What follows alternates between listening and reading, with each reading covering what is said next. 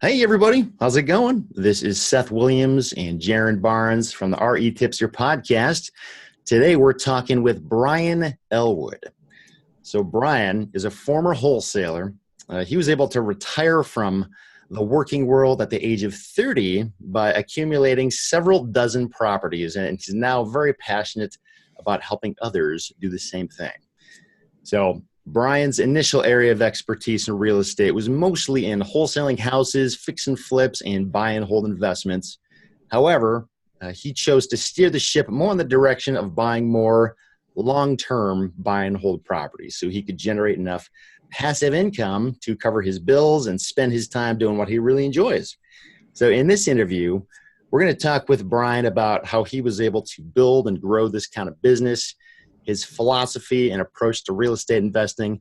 We're also going to talk about a crazy experience he had a few years back with the local media and how it sort of took a toll on him mentally and professionally, and how he managed to take a really difficult, weird experience and turn it into an asset for his business.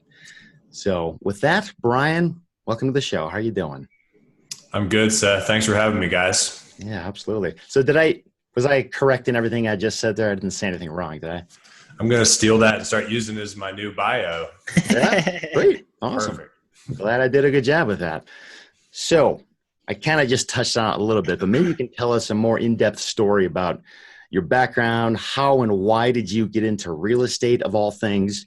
And why did you decide to focus on the various niches that you chose? Sure. So I have a story, starts out with a 9 to 5 cubicle job. Like a lot of people really hated it. I was working healthcare claims, sitting in a cubicle all day. And, I tried to do all this stuff to protect my sanity, like going to the bathroom and doing yoga poses. And I'm kind of a musician, so I got to my minivan and play guitar and sing songs and watch Netflix in my cubicle. My boss wasn't watching, but none of that really worked. And I was unhappy. And I kind of got depressed. I started kind of just moping around and kind of lost my spark for a good while. I was in that job for about 3.5 years, and I kind of just hit a breaking point where I said, okay, I'm really unhappy. I dread every single day that isn't Saturday, basically. I've got to do something with my life different. And that's when I quit and I started working at a grocery store. I met a guy there who flipped houses. And after I annoyed this guy enough, because he would come in and like fill up his water jug every day, he ended up teaching me how to find deals. He said, drive around, look for ugly houses, you write down the addresses, you send them the yellow letters. We all know that now, but that was me. I was like, wow, this works. And so I ended up finding him a deal. It's a crazy story, but I'll save that for another time. I found him a deal. He bought it. He paid me $1,000. And here I am at the grocery store making $9 an hour. And I just made $1,000 in like 3 hours of work. So I was like, whoa, that was $333 an hour. What if I did this all the time? And so I quit the grocery store, started finding deals for this guy the full time. And I ended up finding him like 9 deals in the first year. So I made $9,000 my first year as a real estate investor. Mm-hmm. So literally it was like I got like an additional tax refund for being below the poverty line or whatever they call it, when I filed my taxes. But then I, started I realized I don't need to do this. I can wholesale and I can find my own deals. After a year, it took me a year to get the confidence to even figure out how a contract works, so I understand where a lot of listeners are, where they're just confused about the whole thing. Then I started wholesaling on my own. I got a business partner just to sort of speed the story along. We, over probably 4, 5, 6 years grew a really big wholesaling business doing like hundreds of deals a year, not hundreds, but over 100 deals a year for probably about 4 years in a row. So we had 10 employees. We were probably making about 1.5 million in top line revenue. And we were doing rehabs too, but I was really unhappy still because I was working my ass off. My whole week was just meetings, managing employees, marketing, sales, financials. Like, it was a lot of work to run even that size of a business, especially never having done it before. And I didn't have any passive income. I didn't actually have any freedom. And so I kind of hit another wall, I guess. And I said, I've got to do something different again. And that's when I really started focusing on buy and hold. And I was able to accumulate a couple dozen rental properties over 2 or 3 years of really focusing on that. That got to where it was enough income to cover my bills. And then I backed out of doing the wholesaling and the flipping entirely. And now all I do is just focus on growing my portfolio, maintaining it. And now I'm an educator too. I wrote a book. I'm working on my second one. I have a podcast. I coach people.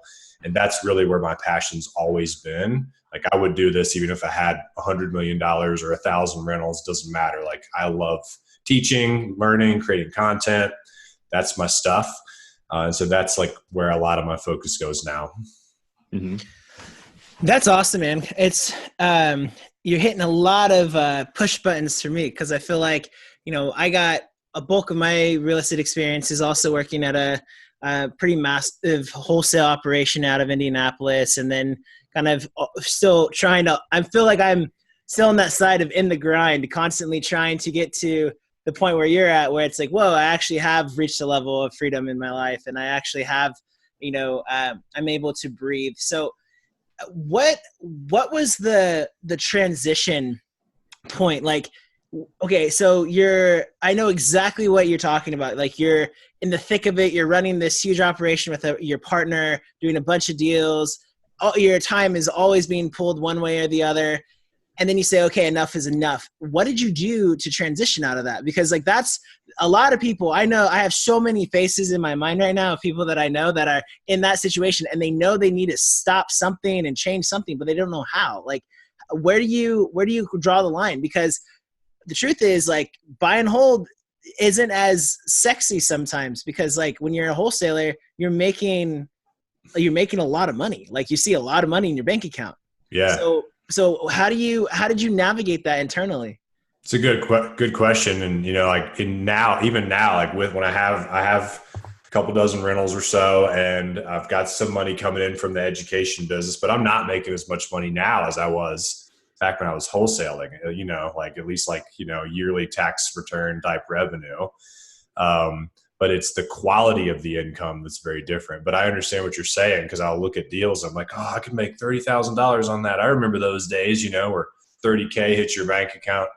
And those days are kind of over, at least in the real estate investing side of things. So I could just simply say that the answer is to focus on buy and hold and switch your intention to that. But because that is like the surface level answer. But what happened before that led me to changing my intention? I actually hired, I'm sure you guys have heard of Kent Clothier, big name in this education space. Me and my business partner hired him to be our coach, and he was expensive, but he was like tough, and he's just like a rock star guy. He just calls you out on your BS, and he was like, we were like, all right, man, tell us what the best postcard is. Like, we thought that's the kind of stuff we were going to be working on with him. And he was like, hold on, guys, like, why are we doing this? And what do you mean? He's like, well, why are we growing this business? What's the point? And we'd be like, to make more money. He'd be like, no, that's not the point. What's really the point? Where are you trying to head? What would the money, what's behind the money? Yeah. And he kept going on and on about it. I'm talking like 2 months of coaching with Kent, where he's just like, why are you doing this? And he tells us this story of working with one of his coaches. And the coach was like, what you want to do is really get clear on what your perfect day would look like in your life. And once you get to this place you think you want to get to, you think the rentals or the money or all the things are going to allow you to do, what does that day look like? Just use one day. I wake up at this time, I do this in the morning, lunchtime, evening, like detail it out, right? And then, and Kent used that and kind of like focused on that perfect day to get to where he's at. So he taught us the same process through asking, where do you want to go? Why are you doing this? What's the purpose of the business? And so through working with him, I got really clear on the lifestyle I was trying to live from any efforts I was putting out into the world, business or otherwise. And so me and my business partner had like a really crystal clear picture. It was like, oh, okay, this is what we're really trying to do. And so all our efforts need to be moving us more towards that lifestyle every day. So we started to wake up every day and be like, okay, what's one or two things I can do today? They're going to move me more towards living that perfect day, that lifestyle I was after. And then I started to set all my goals around that, my projects, my daily tasks, and it just shifted everything because the intention was different. We now had like a North Star that we were like going after. When you don't have that, it's just, well, let's do more money. Let's do more deals. Let's double the business. You know, you go to like the masterminds, wholesaling, everyone just wants to keep doubling their business, but they get busier and busier. And yes, they're making more money, but their lifestyle actually degrades. It doesn't improve, right? So lifestyle should always be the goal. Money is just a thing that can or may not improve your lifestyle depending on how it comes in, what you do to get it. So that was the deep shift that happened within me. And it's a big part of what I teach now is that you get clear on where you're going with your lifestyle, like your perfect, what would a perfect day look like? You know, if you got to this utopia that you have in your mind, and then you chip away at that. So once we did that, the clear like thing was rentals, right? Because like the perfect day involved me just spending like maybe a couple of hours a week, kind of just checking in on my real estate, my investments, you know, maybe do a little, okay, let's buy that house. Let's sell this one. Let's raise the rent on that. But it wasn't a lot. And then like, there was probably 4 hours of like doing this kind of stuff, right? Writing books, doing content, like teaching people. And then the rest of it's all like personal things like family, exercise, being outside. And so I had to do things that were going to lead me towards that lifestyle. And that's sort of how the rentals became my focus. So just one more follow-up question on that. A lot of people say that buy and hold real estate is not all that it's cracked up to be, especially on the residential side. And I'm just curious, in your business, how do you protect against that? Or have you found that even to be true? Like, you know, when you have maintenance issues or you have a water heater go out, you know, if they say that dealing with tenants and toilets and all of that is, you know, oh, it's the worst thing ever. But have you found that in your experience? Well, I don't personally deal with tenants or toilets at all because, again, if a certain lifestyle is where you're going, everything has to be done to intentionally set that up. So I've got to buy properties that cash flow, even with property management in place. So I'm never hearing about tenants. And I also pay a full-time office manager to be in between me and all the property managers I've got, right? So it's very much passive and automated. You know, but I see that sometimes too, Jaron, where like I'll make like a post on Instagram and then people are like, yeah, I tried buy and hold and I've done it and I can tell you for sure that it does not work, you know? And I'm just like, so, you know, the statistic apparently is that 90% of all millionaires like own real estate or got most of the way through real estate. Yet, you know, there's still going to be naysayers like that don't believe it. You know, but to me, saying that like investing in single family real estate doesn't work is almost like saying that the earth is flat because like the evidence is clearly there. So careful, man. There's a whole movement of people. You know? This podcast just went down the drain. Sorry, Seth. But like, you know, we just lost all our audience, man. Yeah. You probably, yeah. I wouldn't be too sad about the ones you lost, but you know, like there's just clear evidence out there, but there's a way to do it right. There's a way to do it wrong. Right. You know, newbies typically get overexcited and they overpay for their first property. And it's like a 1%er, meaning like they pay 70 grand for it. It rents for 700. Those are kind of break even properties. They're not like HVAC goes out, like boom, $3,500, you know, and then they're like, oh, real estate sucks. I'm just writing checks. Right. So that's why I like to teach people the right way to do it. And I'm a very conservative investor, right? I wait for really good deals. I don't just buy any old deal. Mm-hmm. Yeah. You know, it's funny is, I mean, I totally agree with you that the whole notion of just because you had a bad experience doesn't mean it doesn't work. Like it's kind of immature, I think, to even go there. It's nuts. Like if there's clear examples of people who are doing it, who are you to say it doesn't work, period? Like that's just right. clear.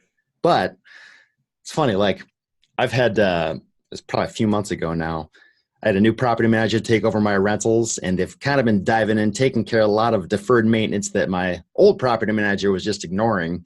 So they've been costing me a lot, and my cash flow has been basically zero for the past several months. Mm-hmm. And it's honestly, like, it's made me want to sell them off. Just be like, this is stupid. I'm done with this. Like, I don't want to do this anymore. But funny thing is, just this month, we just got our first huge payment from the property management company. And now me and my wife are like, maybe we should hang on to it. It's like, as much as I know, you'd think I'd be above this and be able to see past it. But even I'm susceptible to these like short-term emotional, oh, that hurts, or, oh, that's great. It's just, I don't know. I wish I was better than that. But I even struggle with that too, It's kind of like how, if the weather's cold for like 3 days in a row, we're like, oh man, it's been freezing lately. We can forget about the fact that it was 75 and sunny for like 2 weeks before that, but I feel you, man, for sure. And it's big of you to be open about that and say, hey, even as someone with experience, I still feel the pull of this. It's kind of like that difference between like emotional or logical, rational decisions. It's very, very easy to let emotions take over, but that's usually where people get into trouble. Yep. Yeah. So I wanted to go back, something you mentioned pretty early on in this conversation. You were talking about how when you were at this grocery store, you basically were like bird dogging for somebody, finding deals and throwing them to an investor.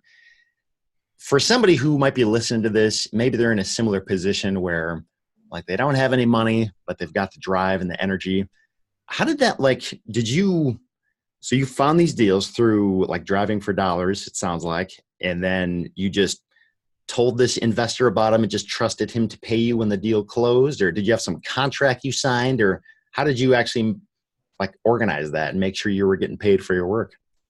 Good question. So and I should mention probably the bigger underlying reason why I did what I did with him was I was kind of getting like a paid mentorship. Yeah, sure. The guy was like really savvy and experienced. He'd flipped lots of houses. So he understood like finding deals, analyzing repairs, getting finances. He was like a god to me, like in terms of real estate investing compared to me at the grocery store I'm just like, I've read Rich Dad, Poor Dad. That's literally all I had done. Right. Mm-hmm.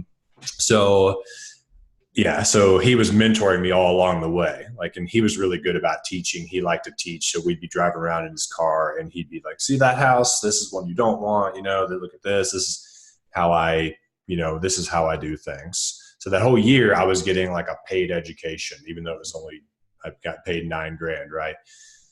I didn't have a contract with him or anything like that. It was just trusting relationship. It was pretty clear that he had really good morals and he wasn't going to screw me over. Mm-hmm.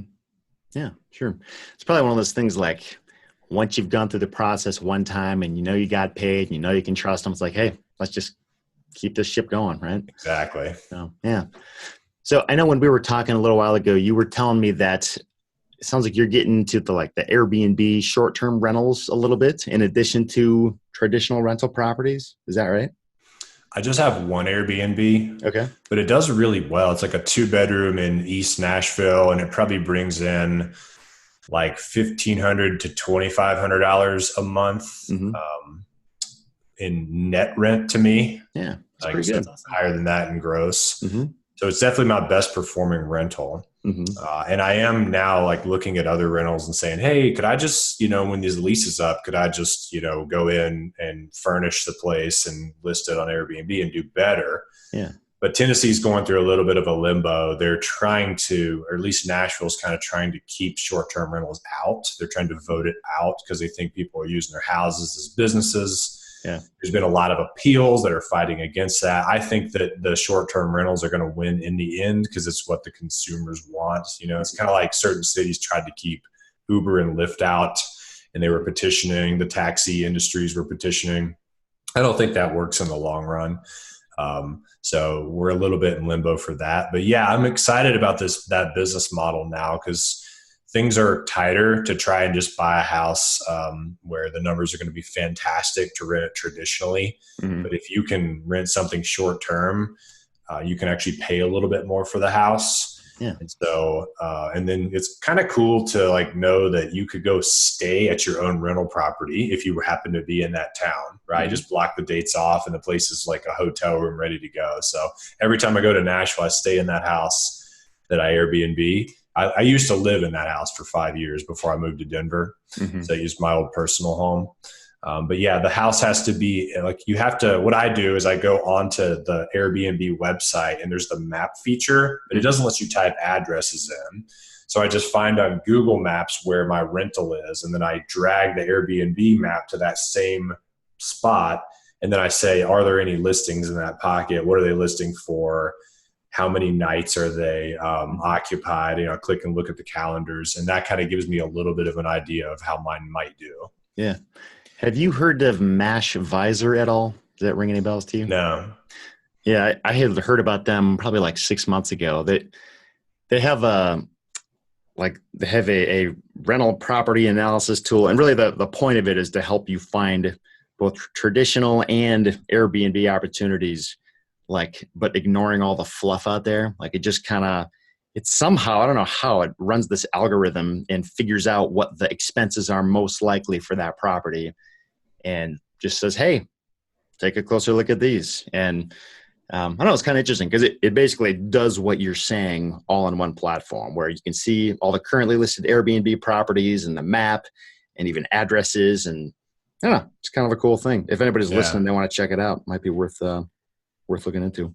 Also, and Seth, you might take this out if you have to, if it's too premature. But we also have an Airbnb calculator coming out at REtipster.com, right? Yeah, that's correct. It actually already exists. I just haven't actually posted it anywhere. But yeah, we've got working on a bunch of calculators, and that's one of them. So yeah. Thanks for mentioning that. So I just wanted to ask you, Brian, before we move on, what do you do in terms of management on an Airbnb? Does your normal property manager that handles rental properties also simultaneously do Airbnb properties? No, I use a specialized guy that just manages short-term rentals. Mm-hmm. So he has 15 or 20 short-term rentals under management, and he's like the contact point for all of them, right? So every single time, because there's lots of turnover with those properties. It could be every 3 days there's a new set of guests showing up, and they have questions and they want recommendations for the area or whatever. So he handles all that. He takes 18% for that. Mm-hmm. And then he's also in charge of dealing with the cleaning people, getting them in and out, maintenance on the house. He oversees all that as well. Mm-hmm. That's awesome. How much do you have to pay that kind of property manager? You pay them 18% of the gross rent. Yeah. And I've heard that some will actually do it for down closer to 10%, which is what the traditional managers charge. Mm-hmm. So I think it's getting more competitive. It's funny, when I first started it, for some reason I was paying him 35%. Because I guess certain really high-end management companies for short-term rentals can charge that much. Mm-hmm. And he realized like, whoa, I'm charging way above what other people are. So he lowered his to 18. Yeah. I think we'll probably keep seeing it go down. There's a company in Denver that does this. They launched this like property management company that's kind of all virtual and done online. It's for short-term rentals. I guess they probably have like a point man in every city that drives around if need be. Mm-hmm. But I think they're doing it for 10%. I don't have the name off the top of my head, but I think you're going to see like better and better opportunities for short-term rental management because it's a booming industry right now. Yeah, I actually I was looking this up a few weeks ago, trying to figure out like what is a normal property management fee for a short-term rental property manager. And I found it on Quora, I think. And I don't know what the data is to back this up, but somebody was saying the average nationwide is like 28% for that type of property manager. So 18 actually doesn't sound bad at all when you consider like it's way more work than what a normal traditional rental is. So absolutely. Cool. So do we want to transition into Brian's story a little bit, Seth? Like I really want us to hear what happened back in the day when the local media, kind of did a witch hunt and like pegged you as like this world's evil person, and how you use that for good PR, how you turned it around. Yeah, I mean, I can quick do a segue into that. I know, I can't remember when it was, Brian, probably a couple years ago now. You had reached out and put together a really, really good guest blog post for REtipster.com, all about how to like fire yourself and find great people to do the hands-on work in your business. I'll link to it in the show notes for this episode, by the way, retipster.com/43 to see all the stuff we're talking about. But I do remember it was a really, really good article. And a few days after I published it, one random reader sent me an email with just like no real explanation, just a link to this news article about you.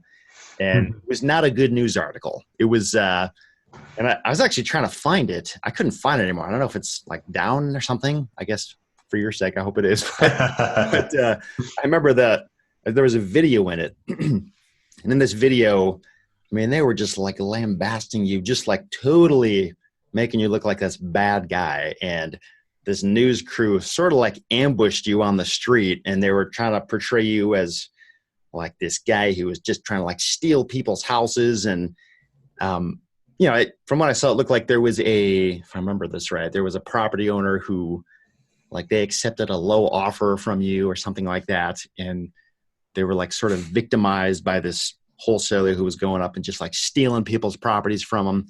Yeah. And I remember seeing that, and I was really disturbed by it because, I guess first of all, there's lots of wholesalers out there doing exactly what you were doing. Like, what made you get targeted? Like, why were you the person that they wanted to make the poster boy for this? Mm-hmm. And also, like, another reason why it bothered me is because, like, what you were doing, I guess I don't know all the specifics of what you were doing, but I assume it's pretty similar to what I have always done with land. The main difference is that you were doing it with houses where people live. I do it with land where it's just dirt.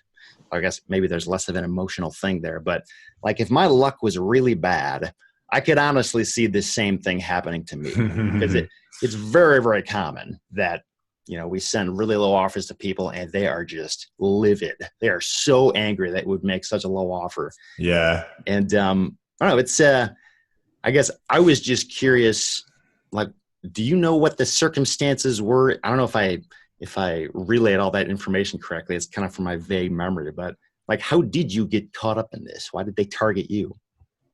Yeah. Happy to dive into that. And, we're talking about it like it's a bad thing that all that happened, but I've become more and more of a believer, I guess, in what they would call serendipity, which you could just mean that the universe kind of serves you up different scenarios for a reason, or you meet different people for a reason, or things happen to sort of push you maybe into the place in life that you're maybe more meant to be in. Right. So I don't regret going through all that now because I'm where I wanted to be. What happened was we were wholesaling. Right. So we were either doing like assignment of contract. We go get a property under contract for $50,000 and we go find a buyer, assign it over for $60,000, or less often we would do a double close, meaning like we would actually buy the house with our own money for $50,000 and then resell it the same day to an investor for $60,000. Both of those transactions, for anyone that's kind of new to this, they are legal. And it's what everyone teaches and everyone does. So we weren't doing anything different than like any other wholesaler does. We weren't doing some like, additional shady technique that only we knew about or something, like we were just doing those two.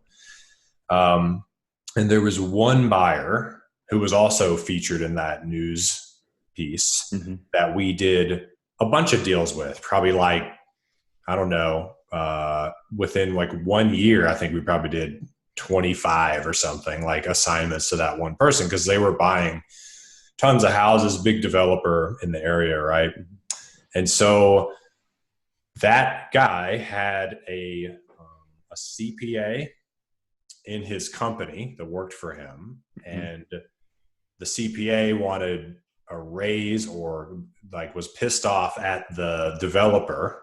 They got add-ins for some reason, and he got fired. The CPA got fired, and he got pissed off, and he's like, all right, I'm going to get back at this guy for firing me. All those transactions he was doing with that guy where they were signing the contracts over, I don't think any of that was legal. So I'm going to like tell the real estate commission about it, and I'm going to tell the local news about it. Mm-hmm. And so that fired CPA went to both of those organizations with like details about all the transactions we had done with that developer. Mm-hmm. And so that was when I know, man, I know. So that was when the local news, like they called our acquisition manager. I guess they got his number, and we kind of heard that. And I was like, oh, that's weird. You know, they wanted to talk to him.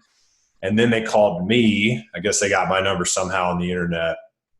And I remember like getting a voicemail from a lady. I'm like, oh crap, this is not good. You know, and like the same day, I'm like, I have this new puppy. I'm like, I'm going to walk my dog. And I walked the dog down the street. And like when I got back to the house, they were in front of the house, like just a tiny little car. But it was like two ladies, and one of them had the camera and one of them had the mic, right? I'm like, oh shit, you know, like this is one of those moments, you know, I didn't really know what to do. I knew that they were curious about what was going on in our business. And I knew they obviously thought we were doing something illegal or shady.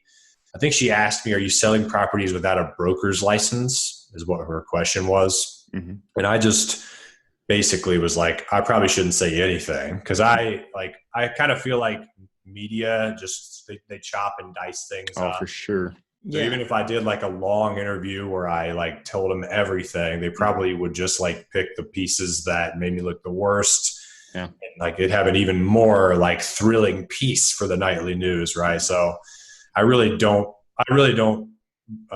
have much love for the journalism business model, at least the people that are just like, you know, 90% of their stories are negative. And it's just, I mean, that really does a lot to make our thinking toxic as a society as a whole. When you turn on the news and everything's negative and bad, and they're just, you know, so because that's how I kind of saw media, I just decided like, I'm not going to talk to them at all. Mm-hmm. I went inside, like shut the door, and I'm like, crap, you know, called my business partner. And then basically after I think they aired the story like 3 weeks later, and nothing happened. Like I got like 15 phone calls like the day it happened. Like, oh, I saw you on the news. I can't believe that happened. And like, but I started to get a few letters from buyers that were like, hey, you're doing a lot of deals, like sell us some stuff, you know? So like it actually kind of like helped the business. Awesome. And I remember we got a contract signed like the very next day, and the lady told the acquisition manager, like, yeah, I saw you guys on the news last night. That was crazy. Signs the contract to sell us their house, you know? So it didn't really hurt the business, but it hurt me emotionally. Yeah. I don't know. I guess I just care what people think about me to a certain degree, right? Like I've always tried to be a good person and be helpful to society, and I want to like do meaningful things with my life and have a purpose and all that. And I told you guys earlier about how like I got to this point with the wholesaling business where I'm running a big crew, and I don't have any passive income. I don't have the lifestyle I was after. And then just getting publicly shamed on the news in front of the whole city that we live in. Yeah. Right. And like my family saw it, and my wife's family saw it. And like, I'm just like, okay, you know, something's got to give here. And so that, along with me realizing, you know, that I needed to move towards my lifestyle, that really was like an extra really hard push, you know, in the right direction of doing what I really wanted to do with my life. And so that accelerated me getting out of flipping and wholesaling, because I'm like, if I don't like this and society kind of frowns upon it, like I don't actually think most of society does not understand wholesaling, right? And most sellers, when you go lock up their property, don't know that you're going to go and remarket it to a bunch of other people. They're not aware of that. And if they were, they probably wouldn't do business with you, right?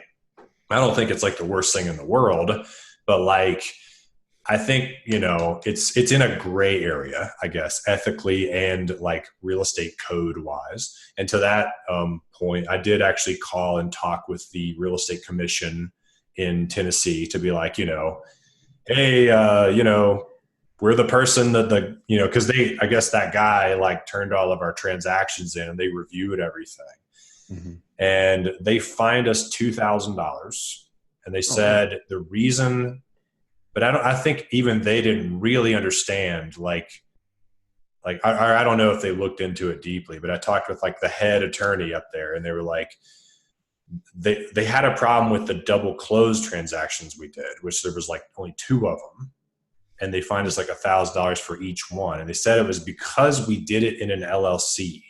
We needed to do it in our own name if we were going to do double closes. So that just didn't make any sense. That's weird. Yeah, I know. And then we're just like, wait, so I mean, of all the I'm issues, not an evil person. I just needed to do it out of an LLC. Like, you know what I mean? Like the whole thing didn't make any sense, but I think real estate commissions are still coming around on the assignments, and like if you have a business where it's all based around your intention is to reassign everything, that's what I think they're going to start cracking down on. It's okay to like be someone who buys houses to flip or to rent, and then occasionally you get a contract and you're like, I don't want this one. Hey, Bob, do you want to take my position over for an assignment fee, especially if it's like kind of a small assignment fee. But if you're signing things for like $75,000 profit, you're signing everything you get. I think they're going to start looking more closely at that. But, the real estate commissions even didn't know exactly what, the rules were, I don't think. It's kind of there's a few interesting questions that come to my mind. Like, first of all, like, is it wrong what we do when we make a low offer to somebody? Like, because I know, and again, maybe I'm just misremembering this or something, but I thought from that news story, they were sort of like focusing in on somebody who'd sold their property to you and sort of making them look like they were victimized by this person who came in and paid or offered them less than market value, which like, that's how I've always run my land business. I mean, that's just how it doesn't work in any other way. Right. And weird thing is, like, a lot of times the people I buy from, like, they don't even care about the money. It's just, I've got this hassle in my life, get it out of here, take it. Right.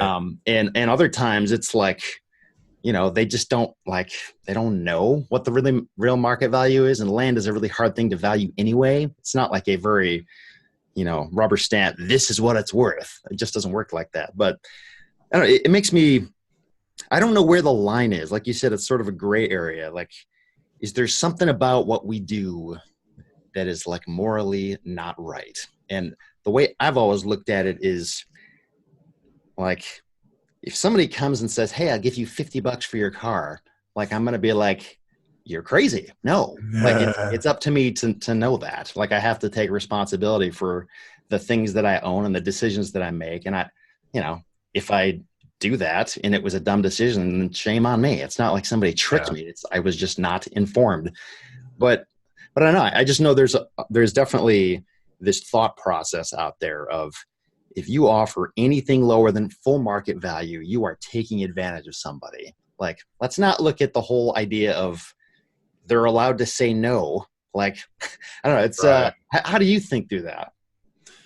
Yeah, I mean, I totally was going to say the same thing you said. Is like that, like the couple that was on the news story, willingly agreed to sell us their house at the price we offered, right?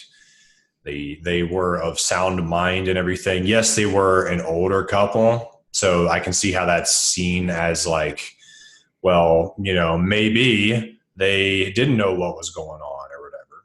Mm-hmm. But, anytime that like if we would deal with someone who seemed like they weren't of sound mind, like they were maybe too old to make a good decision, or maybe they were starting to get some dementia, or like there was any signs of that, we would always make sure to contact, like, well, who do you have that helps you make, do you have like a son? Do you have a daughter? Like we would always get those people involved, right? And they would end up like being there the whole process, there at closing.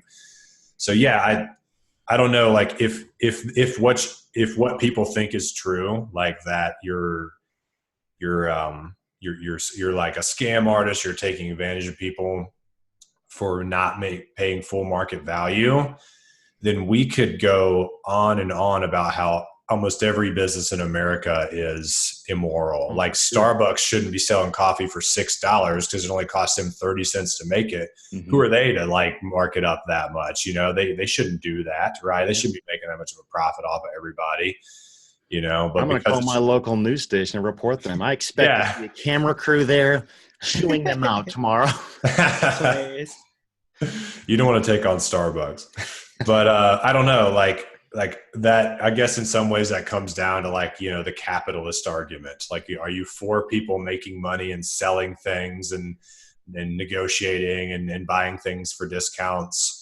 Or do you think we should have more of like a socialist society where everybody's equal and everything's like, and that's probably a debate for a whole nother podcast, right? I don't know that I have a firm like side that I would take on either way, but I don't look back and regret like buying people's houses for cheap, right? Because we did provide a good service and we did close fast and paid cash, and they didn't have to like deal with the tenants. Like we took over tenants and we had to evict them and wait 90 days and pay thousands of dollars and fix all their damages in a lot of scenarios.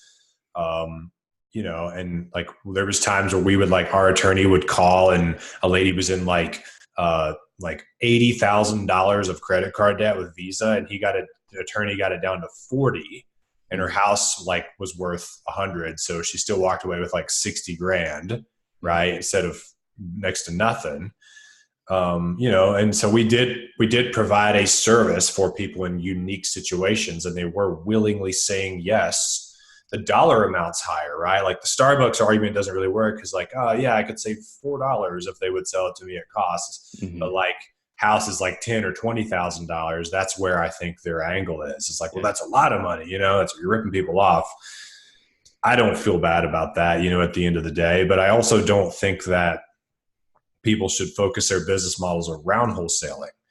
Like for not just for one, I don't know if the business model will be the same as it is forever, but two, it's just not going to give you the passive income and the freedom that literally everybody says they want when you ask them why they're a real estate investor. Yeah.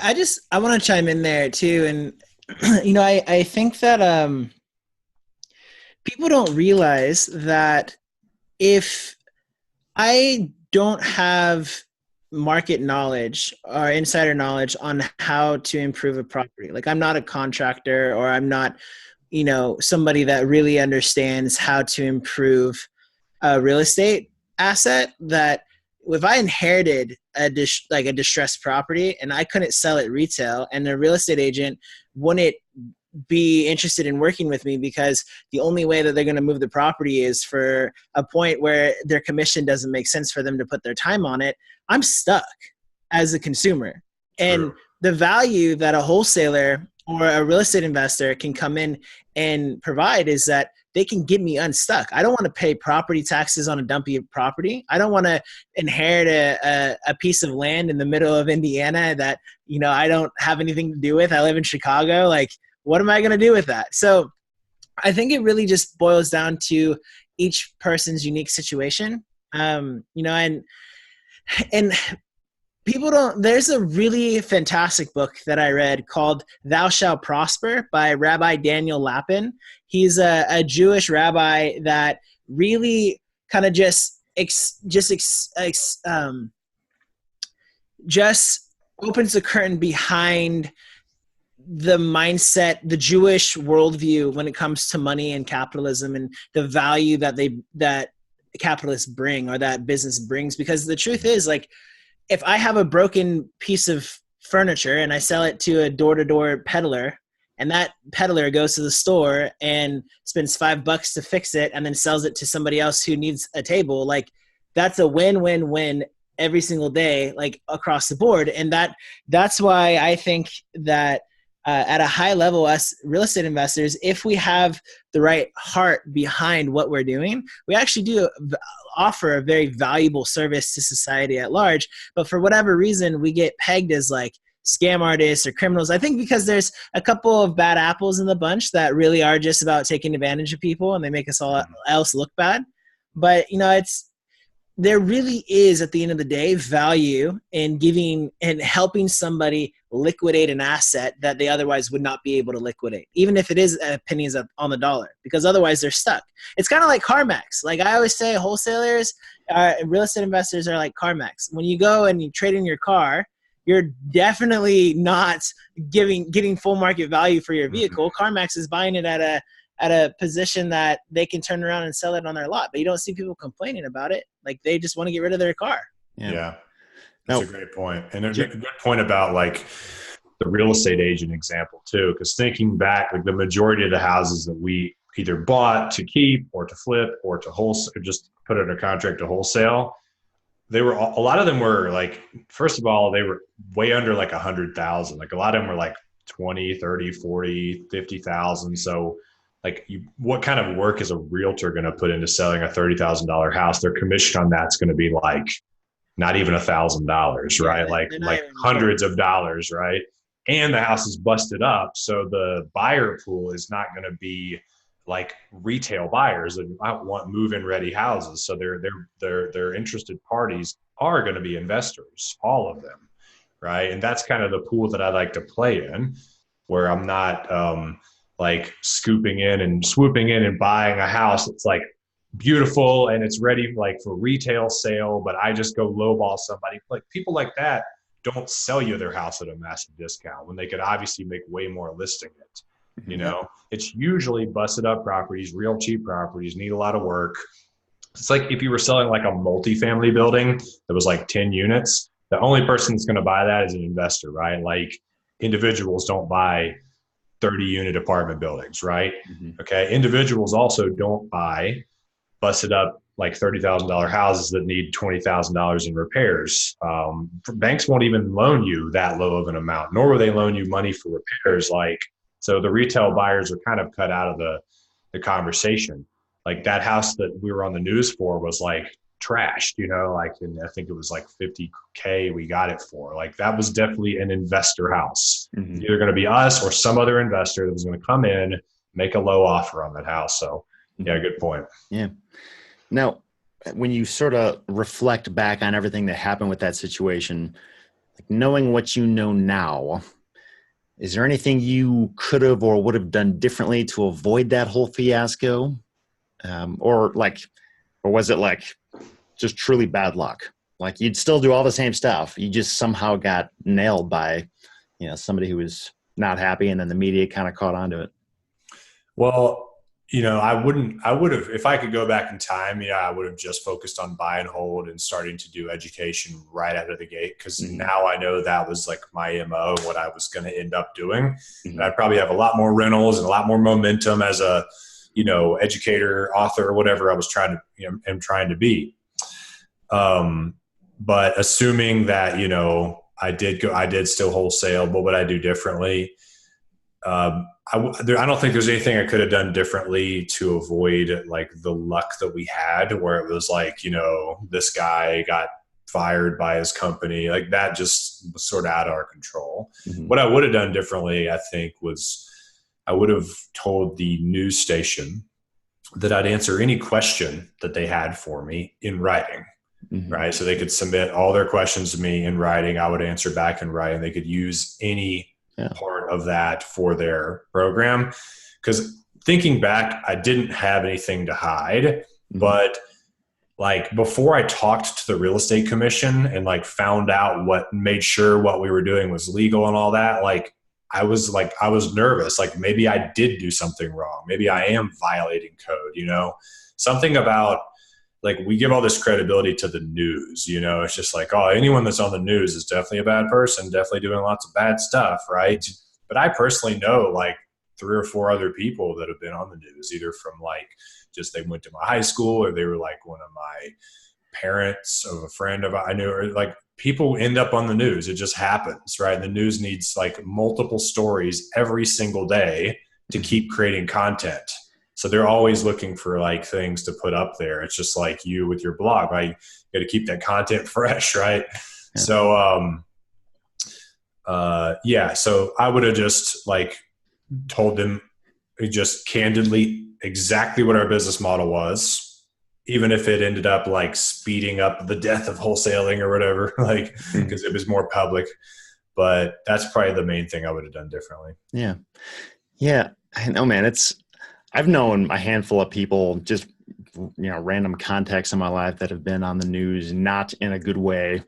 And it's weird because like sometimes like there actually is foul play going on. Like they really screwed something up. Like True. They kind of deserve bad press, but other times it's like, not really. It's sort of just like they need, a story with somebody who's really bad and they're kind of don't know what else to do. So they kind of find somebody who sort of fits the bill, but not really. But hey, let's just spin this to our heart's content.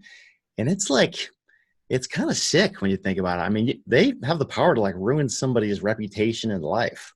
Yeah. I mean, whether or not it's warranted. And, a lot of people, they're not going to dig any further than what the news says. Like they'll just kind of take that as gospel truth. And I think it's because like usually there's truth behind it, but not always. Like they don't just have this, they can't just wave their magic wand and make it truth just because they say that. And I think a lot of people look at it that way, and it's kind of messed up. So yeah, hopefully that business model won't be that way forever though. Yeah. With the changing of the internet and stuff and less like cable TV time, hopefully it is kind of losing its grip. I really love like open sourced types of news like Reddit and things like that, where the public gets to kind of upvote things and there's not like anyone behind it like with an agenda. I think we're going to see the rise of that type of news more and more as time goes on. Yeah, I agree. Yeah, and it also kind of shows me, I know whenever I've seen random negative press about somebody, especially websites that have comments or YouTube videos that have comments and that kind of thing, like I find it disturbing and disappointing and just disheartening to see how hateful people are. Like whether a person is guilty or not, like people are so quick to jump on the bandwagon and just be like, this person's horrible. Like they deserve terrible things to happen to them. Even when like they're not even affected. They're just like reading a random story. I don't know. Like I can't say I'm immune to that, but like when I see things that are wrong in the world, like, I don't know, it's almost like, hey man, like I'll pray for you, or I hope you learn from this, or I hope other people learn from this. Not like, let's just burn you at the stake because were mentioned negatively in some news story. But that's how a lot of people just default to, which I think is just sad, honestly. Yeah, it's really sad because I think it just points to the fact that we have a lot of people that have college degrees, but we don't have a lot of educated minds. And I don't think that like I would self-proclaim that I'm an educated mind, but I've met educated minds. I've met people that they just think at a different level, like different, they're just, their wavelengths or whatever. They just, through life experience and through the right books or whatever it is that they've done, the right exposure, they just process life differently. And I think critical thinking might be the term you're referring to. Like you can tell me something, I can think through that, and I don't have to accept it just because you're telling me that. Like I know how to come to my own decisions regardless of who's telling me what. Yeah, and it's weird that there's this like hive mentality in society where they're like, okay, this is my group, this is my camp, and if you attack my camp, even if you're right and I'm completely wrong, I don't care, you're attacking my camp. So like there's this huge weird hive mentality where I think we have to, as a society, do something to help like enlighten people into critical thinking and logic and being able to process and to hear opposing opinions and not like lose their mind, actually be like, okay, where are they coming from, and help me understand, and, seek understanding, that kind of thing. You guys are doing that with this show, because you're spreading education and knowledge and wisdom and helping people invest in themselves and develop themselves personally, which is kind of a way out of that. Like if you really are confident in yourself and your ability to be a strong human being and solve any problem, you almost don't need the hive as much, right? Because you're just like, no, I'm my own person. I have my own opinions. I'm not going to just be on one side of the fence or the other. And another thing, to remember is because you see so much like negativity in the media and so much polarization in politics and stuff these days, is like, it seems like we're getting like worse and worse and crazier and crazier. Yeah. But what's birthing up alongside of that is actually a heightened awareness of what's going on. And like, if you went like back, like in the 50s and 60s, you wouldn't see like nearly as many like meditation studios or yoga studios or people reading books on like spirituality or meditation or how to find inner peace, right? So like there's like two things growing at the same time. There's like increased anxiety, depression, polarization. There's also this increased like seeking of inner peace and wisdom, and like you said, Jaron, just kind of people that are processing the world through a different filter. And so, I don't know which one of those is going to win in the end, right? We'll see if the world goes up in flames or if like we have like a species of enlightened beings one day. But all we can do, I think, as individuals is just keep fighting the good fight and spreading the love and the peace, just that we can on our own. Mm-hmm. Sure. Yeah. With all that said, Brian, appreciate you sharing all your candid thoughts on that. I know it's probably not a fun thing to rehash all that, but I was just really interested to hear how you dealt with all that psychologically and professionally and everything. So appreciate you sharing all those thoughts. But at the end of every show, we've kind of gone pretty far here, but we like to go one step further, learn a little bit more about how our guests tick by answering 3 questions that are pretty basic, but kind of deep too. So okay. Our first question here is, what is your biggest fear? You didn't prepare me for this one. Take a time out if you want. You're going to have to cut this from the show. Oh, yeah, we can. I'm just kidding. It's probably not living my life out the way that I really want to live it, not living authentically, not doing what I really want to do. Steve Jobs talked about mortality motivation a lot. He'd be like, one of the biggest things that motivates me is knowing that like I'm going to die one day, and it's going to happen sooner than I think. Right. And so, I picture myself like on my deathbed one day, and this is like a morbid but very powerful exercise that I recommend you just go there in your mind at least one time, where you're sitting there and you're laying on your deathbed. And that's if you make it to like the end of life, the proverbial end of life, right? You don't have like an accident, like you make it to the end of like an average age, and you're laying there and, and your family's surrounding you and comforting you and telling you they love you. And you're like, don't worry about me. I'm going to be fine. You're kind of ready to go. Maybe almost like it's morbid, I know, but like, bear with me here. Yeah. I think about that and I'm like, when I get to that point, am I really going to be proud of the life that I lived? And am I really going to feel like I was a sponge and I was wrung completely dry of all my potential, right? Not just potential to help people in like business and investing, but potential to connect with and love other human beings and like improve the world. It's important to me, because I spent a lot of my life just trading time for dollars, doing things I hated, just kind of like following conventional wisdom. I wasted a lot of years doing that. But it's nothing compared to the amount of years that most people waste doing things they hate. And to me, that's a huge problem. And so, yeah, like that's scary. Like the thought of me having to do that and getting to the end of my life and just having tons of regrets versus like being proud, that's probably my biggest fear. Mm-hmm. Yeah. It's awesome, man. What is something that you're most proud of? I am really proud of the relationship I have with my wife. We've only been married for like 7 months, but we've been together for over 10 years. I'm a non-committal, slow starter guy. So it took me a while to propose, but we just have a really like easygoing kind of flowing relationship.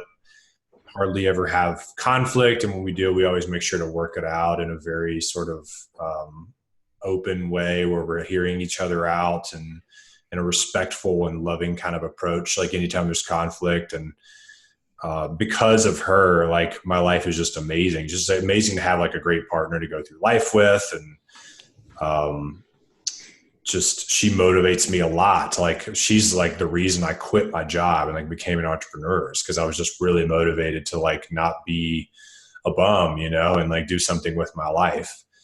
And so, yeah, like that's like, if I had, like I would be okay with losing everything I've got, like rentals and crap like that, or all the things I've created in the education world.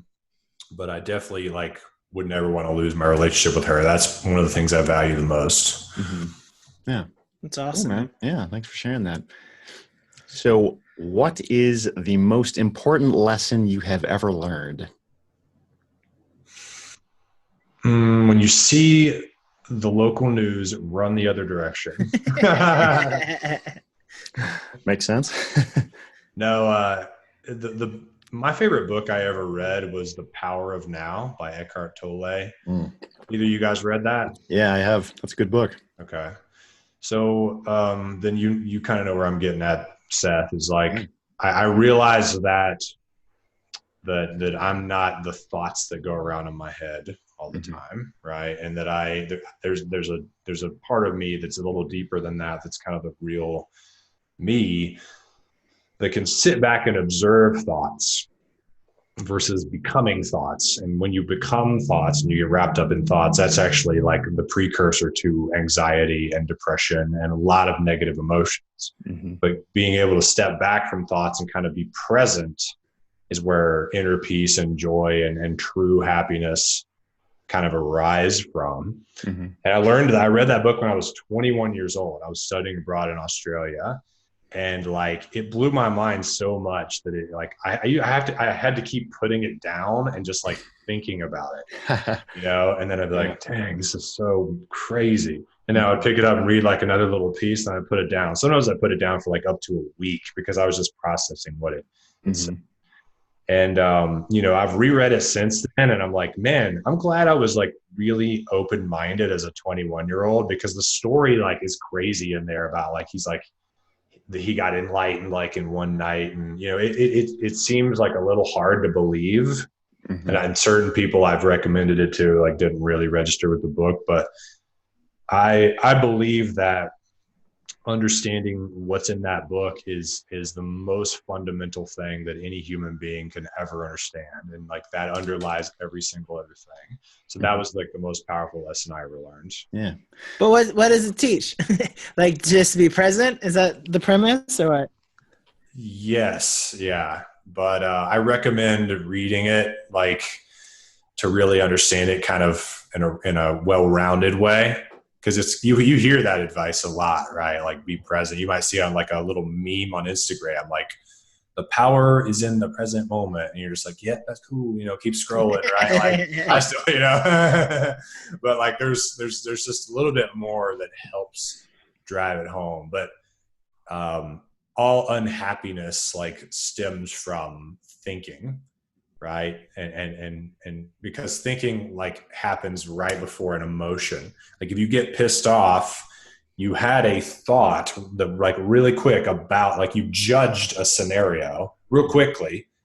It happens fast, like the thinking to the emotion. And when the emotion rushes into your body and you get angry, that actually fuels more negative thinking, which fuels more emotion. It creates this really vicious cycle that takes a while for it to like peter out and you kind of come back to normal.